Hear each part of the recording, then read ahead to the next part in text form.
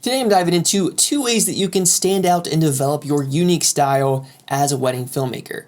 I'm taking a section from my workshop, How to Steal Like an Artist, that you can find inside my community group, Small Town Filmmaker.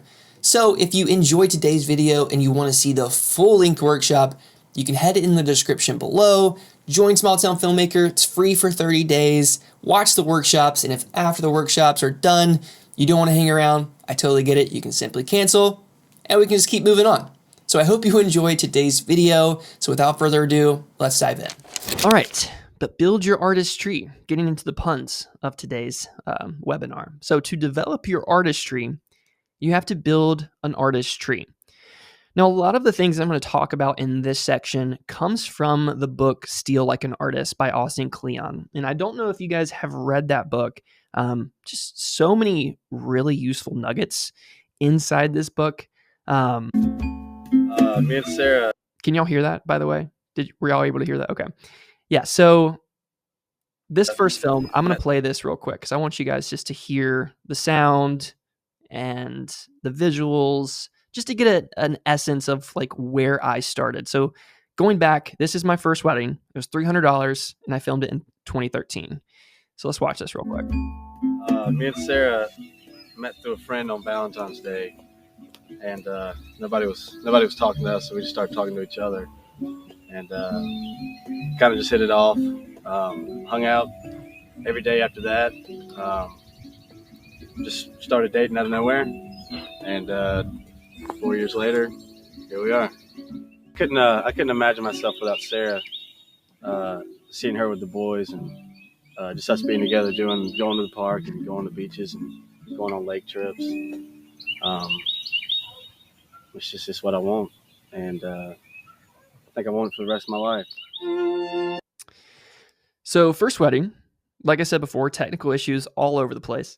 But yeah, I mean, when I look at this film though too, I also think, at the time, my influences were channels that were focused on like documentaries or learning the ins and outs of filmmaking. And I was just influenced by a lot of things. And so there's a lot that you can kind of see inside this thing, like the zoom in like to the barn. I feel like that's classic Office, right? Like I was a huge Office fan. So it's like starting that shot off with the zoom in, classic Office right there.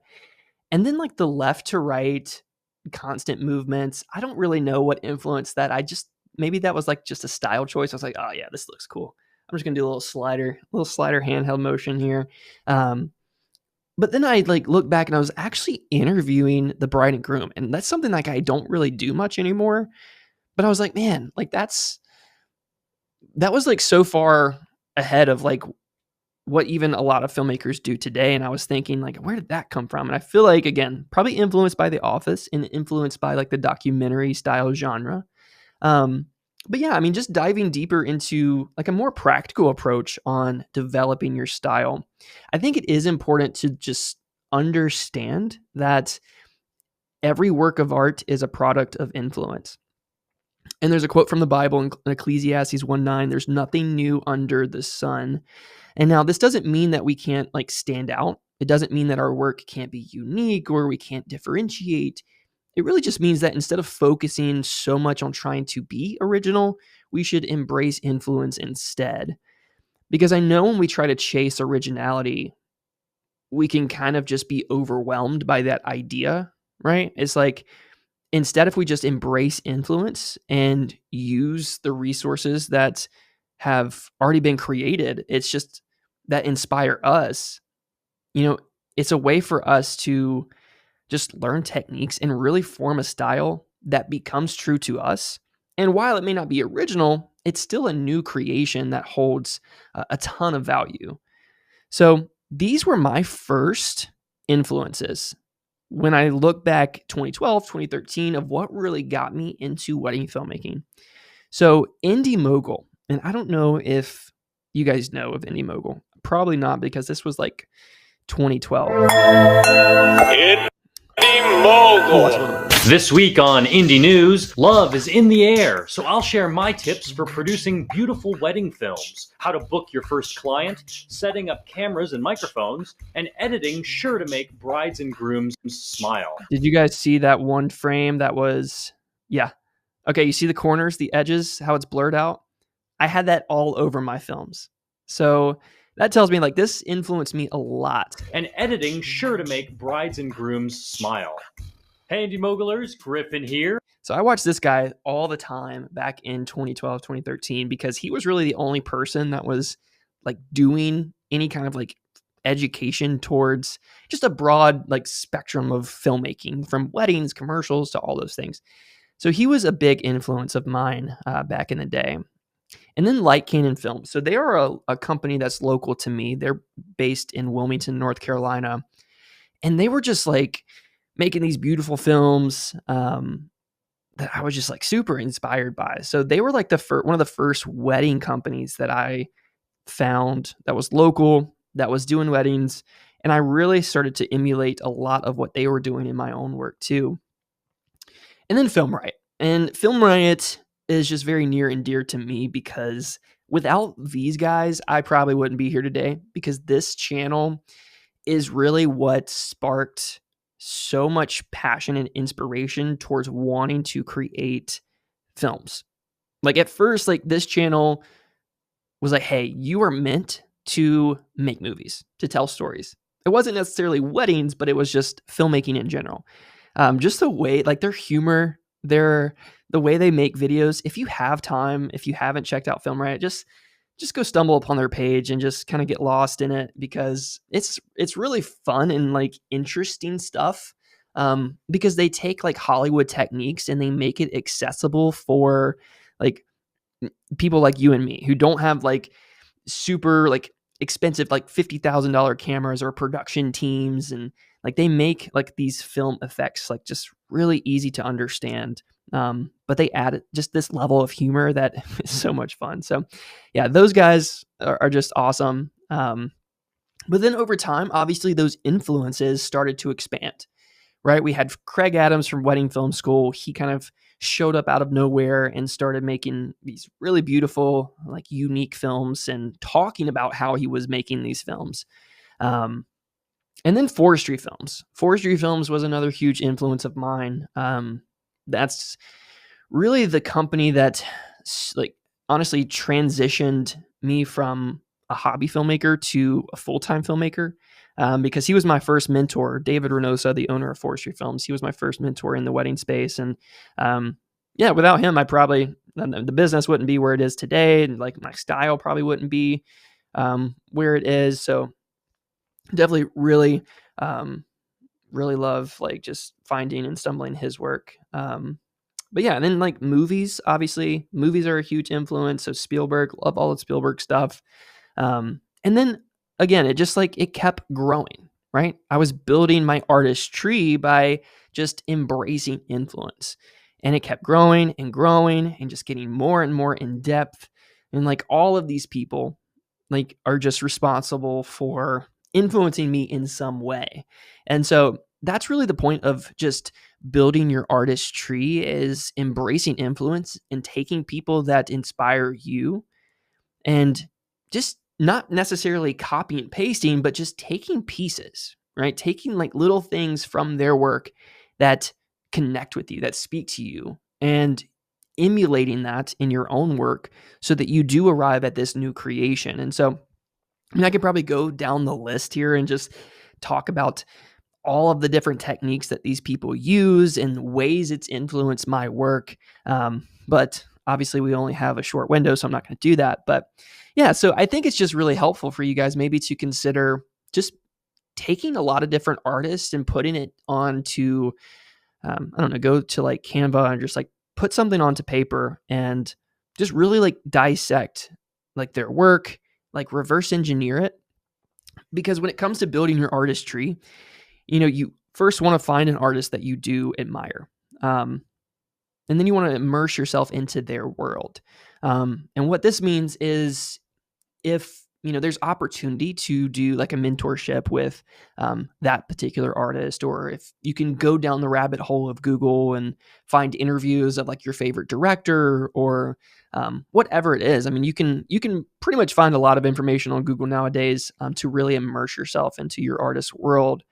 But then reverse engineer their work. So this is where like for instance, you guys could take like a film of mine that you thought was really cool and just start from the end and work your way to the beginning, or just like, just take it frame by frame and look at how like the transitions are occurring, looking how long am I cutting between shots, and what dialogue am I using from the day. So really just taking apart people's work and just trying to find, like, just draw strings to and from to find the conclusion of how they arrived at that particular outcome.